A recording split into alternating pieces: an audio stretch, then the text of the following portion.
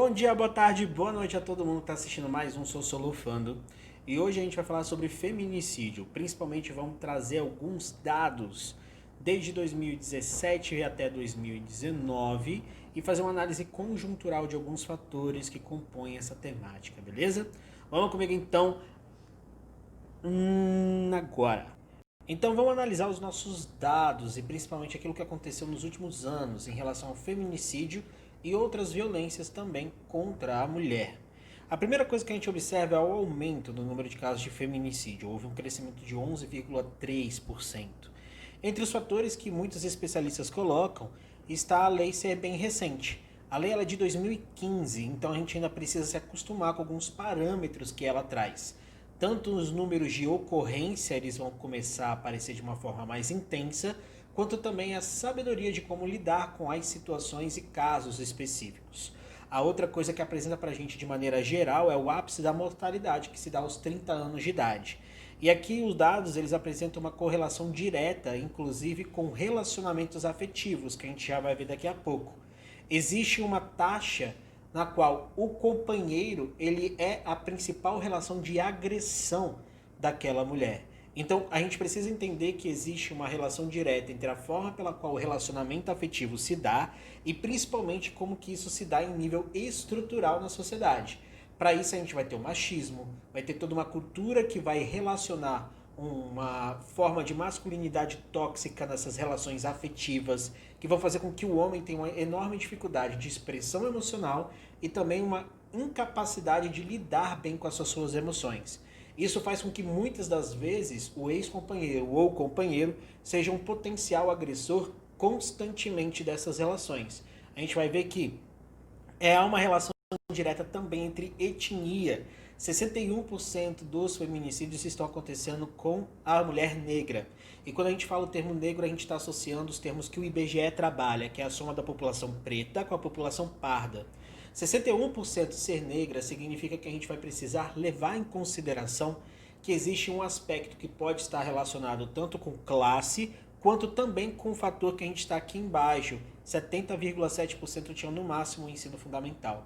Existem estratégias e também formas sociológicas de entender essa relação. O nível estrutural da criminologia e dos crimes que acontecem muitas das vezes reverberam em fatores sociais, econômicos, políticos, históricos e assim vai.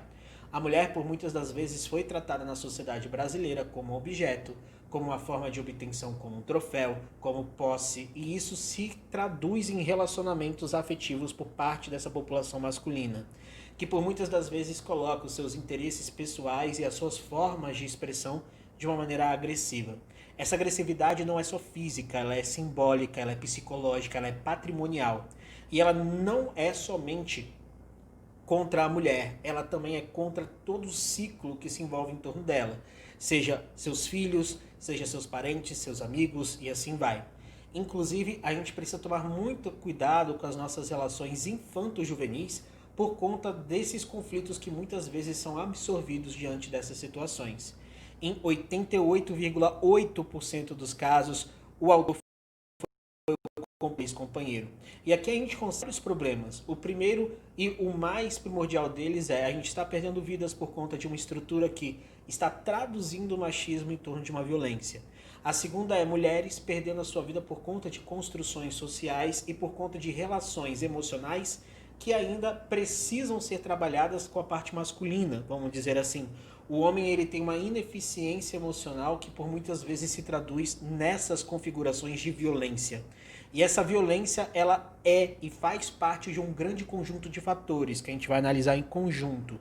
Logo em sequência eu te trago também um quadro resumo que é extremamente preocupante, que aí eu trago para vocês a violência doméstica e a violência sexual. A violência doméstica, ela tem um registro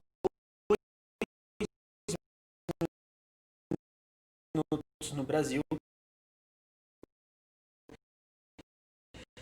e a 0,8%. A Lei Maria da Penha no Brasil recorde de denúncias. A gente várias formas de uma delas. Estamos começando a ter cada vez mais denúncias, cada vez mais registros. E isso tem alguns fatores de explicação.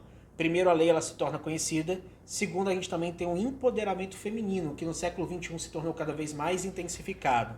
a gente começou a ter a mulher como ponto de centralização dos discursos políticos, sociais, participação econômica, relações novas de trabalho e assim vai. Ao mesmo tempo que essa mulher ganha espaço na vida adulta, ela também ganha espaço na vida acadêmica, na vida estudantil. Então as nossas novas formas de relação social, elas estão mudando nossos panoramas, provavelmente, dessas denúncias. E isso tudo também muda a nossa relação da menina em a sua forma de crescimento, da sua forma de formulação também dos seus papéis sociais, dos seus espaços sociais e assim vai.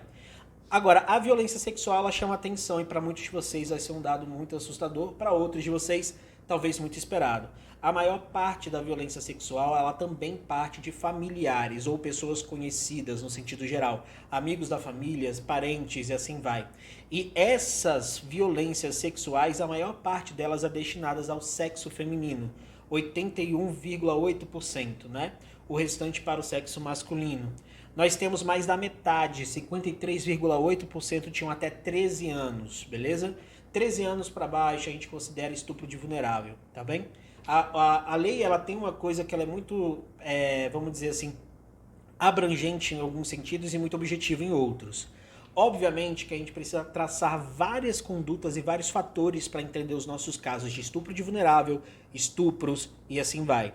Quando a gente pega 53,8% tinham até 13 anos, a gente começa a perceber que a maior parte das vítimas desses casos de violência sexual são crianças e adolescentes. Num gráfico mais tarde vocês vão ver ainda como que isso vai se refletir de uma idade que vai de 2 até 17 anos de idade, que é a maior incidência dos casos de violência sexual que a gente vai ter. 50,9% são negras, 48,5% são brancas. E aí eu lembro vocês, o Brasil, ele tem uma dicotomia de classe social. E de acordo com o nosso desenvolvimento colonialista, de acordo com o nosso desenvolvimento histórico, nós mantemos algumas classes vinculadas a etnias no Brasil. Entender classe no Brasil é entender relações étnicas. A gente tem uma dinâmica que ela coloca o branco com maior concentração de capital e o negro com menor concentração de capital. E aí eu lembro a vocês uma situação. Toda vez que eu utilizar o termo negro, eu estou somando a população preta e parda, igual o IBGE faz para esses dados especificamente, tudo bem? E até 4 meninas de até 13 anos são estupradas por hora. Também tivemos um crescimento sobre o estupro. E aí a gente já tem uma outra relação.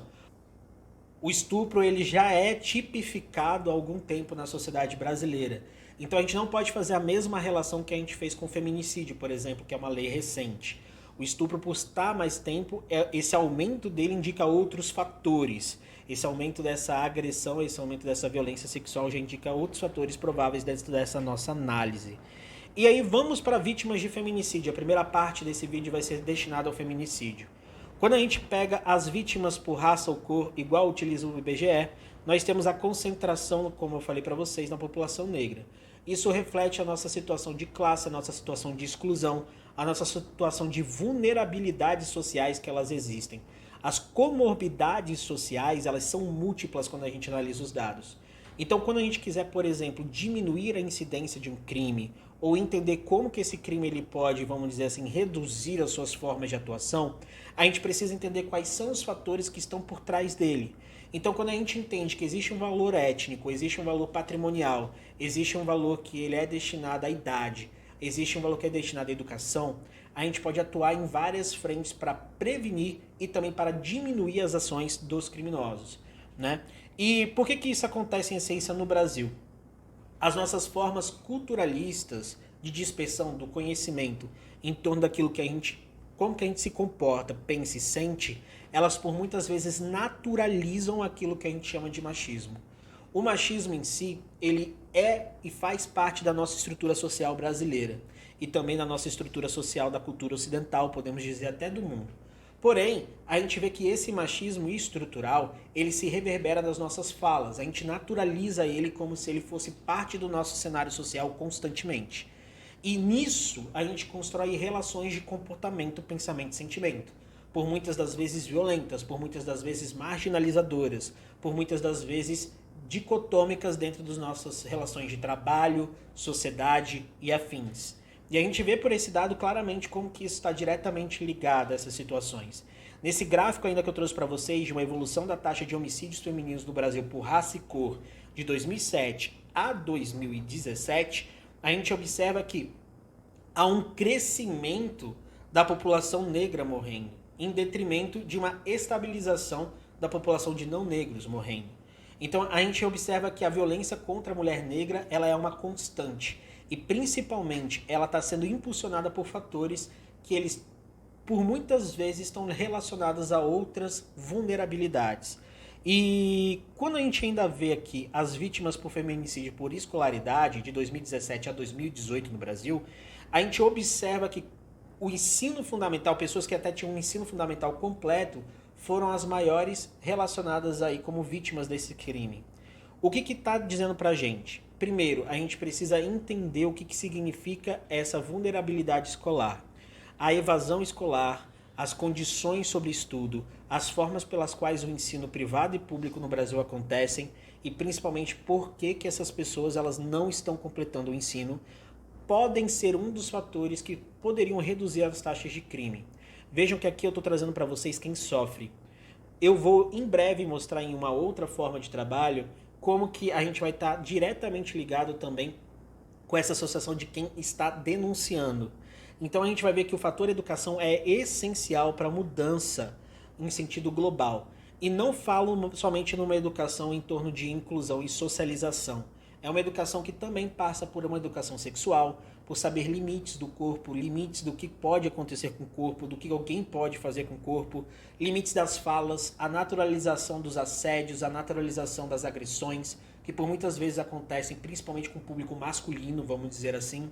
E isso a gente precisa transformar porque essas partes de violência, que por muitas vezes elas não são físicas, elas podem ser verbais, psicológicas e afins, elas também reforçam os estereótipos e também reforçam essas violências que são aceitas na nossa sociedade. E aí a gente vê também as vítimas de feminicídio por faixa etária.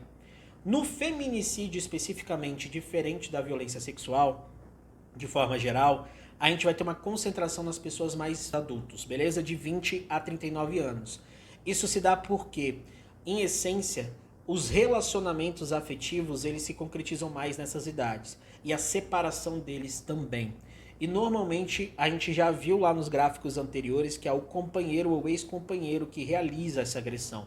É por isso que a gente precisa ficar muito atento nesses parâmetros e produções, porque eles indicam pra gente muito do que a gente precisa fazer nessa sociedade.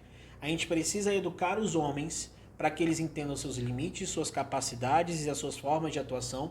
Nós precisamos educar e incluir pessoas no processo educacional para que a taxa de evasão diminua e, consequentemente, uma desigualdade estrutural. Nós precisamos incluir políticas de educação sexual, seja para ensinar tanto o homem quanto a mulher das suas atribuições das relações de comportamento em relação à violência, em relação à permissão.